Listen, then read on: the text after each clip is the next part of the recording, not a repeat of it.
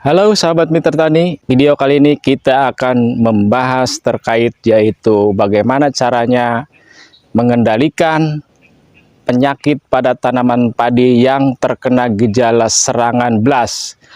Sebelum lanjut pokok pembahasan, jangan lupa bantu subscribe, like, dan komen.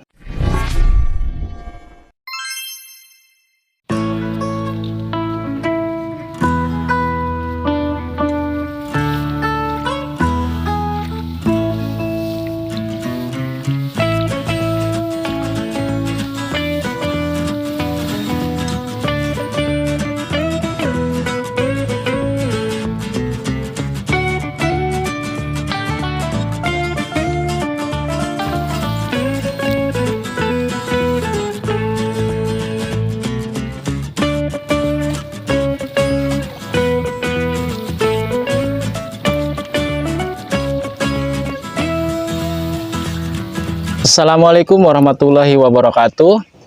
Sahabat mitra tani di mana saja berada, semoga dalam keadaan sehat walafiat tanpa kurang suatu apapun. Nah, untuk video kali ini kita akan membahas terkait yaitu gejala serangan yang ditimbulkan oleh penyakit blast, yang dimana penyakit blast tersebut dengan kondisi cuaca atau lingkungan, baik itu secara teknik budidaya maupun dari pembenihan, itu sangatlah rentan di wilayah kita ya, di hamparan wilayah kita. Nah, untuk itu maka kepada sahabat mitra tani semuanya, kita harus benar-benar selektif bagaimana cara mengendalikan penyakit blast tersebut. Nama patogen daripada penyakit blast tersebut yaitu Fricularia grisae ya. Nah, di sini ketika fase vegetatif mereka menyerang pada bagian daun. Nah, serangan pada bagian daun tersebut yaitu membentuk gejala serangannya yaitu titik dan menyebar sehingga kayak belah ketupat ya. Jadi titik bercak coklat pada bagian daun dan menyebar ya. Itu yang dinamakan dengan live blast ketika serangan terjadi pada fase yaitu vegetatif. Nah, untuk fase generatif yaitu ketika tumbuh malai, jadi menginfeksi selain pada daun dan juga pada leher pada bagian malai padi.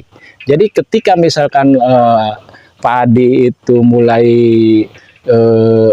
mengisi bulir-bulirnya, biasanya itu hampa ya, tidak berisi dan mengakibatkan yaitu patah pada malai tersebut.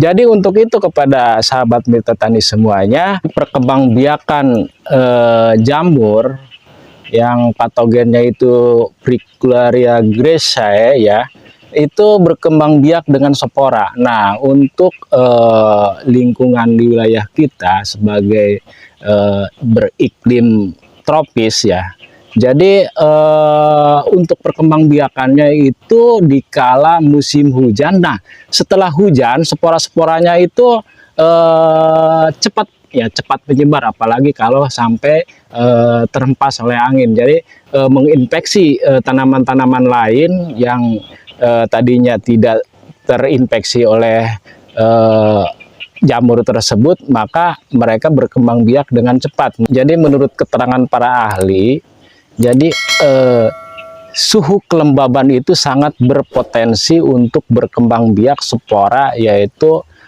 jamur blast tersebut. Jadi menurut keterangan para ahli tersebut di atas 93%, jadi spora tersebut sangat potensial ya. Jadi satu titik bercak coklat pada daun itu menghasilkan 2.000 sampai 6.000 yaitu spora yang dihasilkan dalam kurun waktu yaitu 2 minggu. Nah, itu yang pertama tadi ya. Yang kedua yaitu cara budidaya serta lokasi. Nah, cara budidaya tersebut di sini ketika kita mau melakukan pembenihan ya, atau melakukan perendaman benih itu diupayakan menggunakan yaitu fungisida yang sistemik ya. Jadi fungisida yang sistemik, kita benihnya direndam ya, terus sudah direndam kita tiriskan. Nah, setelah ditiriskan, gunakanlah fungisida yang sistemik ya selama 24 jam ketika mau dibuat kecambah dan mau ditebar ke persemaian ya. Untuk lokasi, jadi ini lokasi juga inang daripada patogen tersebut, yaitu harus di satu hamparan sawah kita itu harus menjaga sanitasi, itu apa namanya, yang dulunya jerami-jerami yang terinfeksi oleh jamur blast tersebut, maka kita harus perlu membersihkan atau jerami-jerami tersebut dibuat kompos ya, ditenggelamkan ya. Jadi diusahakan terus rumput-rumput liar dan lainnya itu harus benar-benar dibersihkan ya, yang ada di sekitaran yaitu hamparan atau petakan sawah kita. Untuk yang ketiga yaitu waktu tanam. Nah, waktu tanam tersebut apabila di suatu lokasi tidak serempak tanamnya ya, jadi otomatis kalau tidak serempak perkembangbiakan daripada jamur blast atau Fricularia graecea itu berkembang biaknya lebih cepat.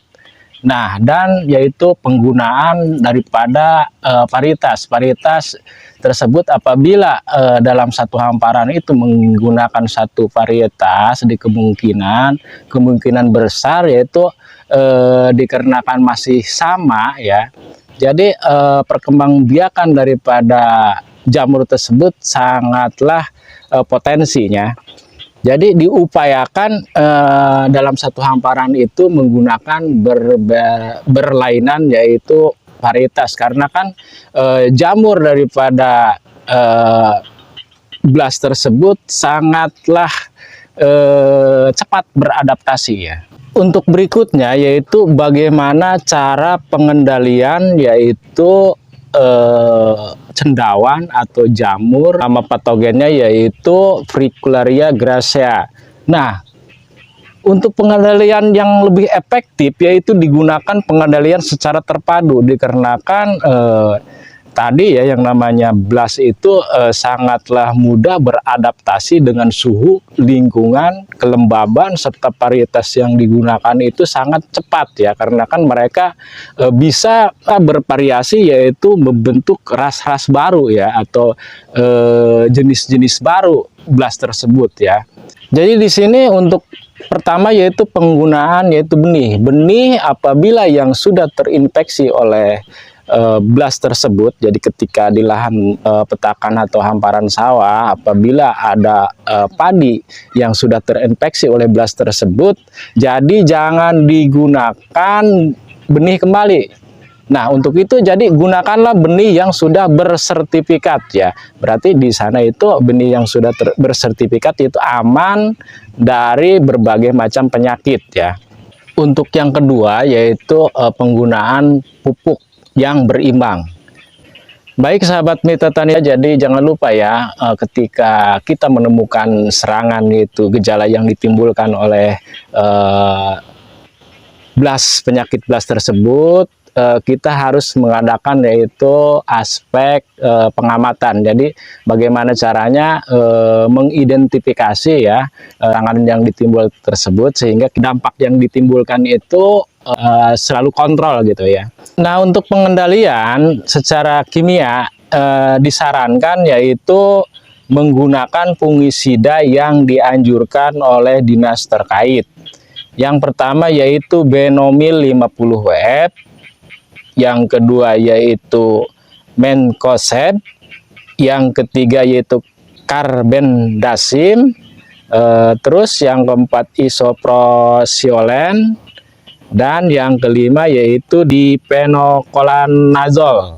Nah, itulah terkait yaitu serangan blast. Semoga informasi pembahasan tersebut bermanfaat kepada sahabat mitra tani di mana saja berada. Jangan lupa bantu subscribe, like, dan komen. Cukup sekian dari saya. Wabillahi taufiq wal hidayah. Wassalamualaikum warahmatullahi wabarakatuh.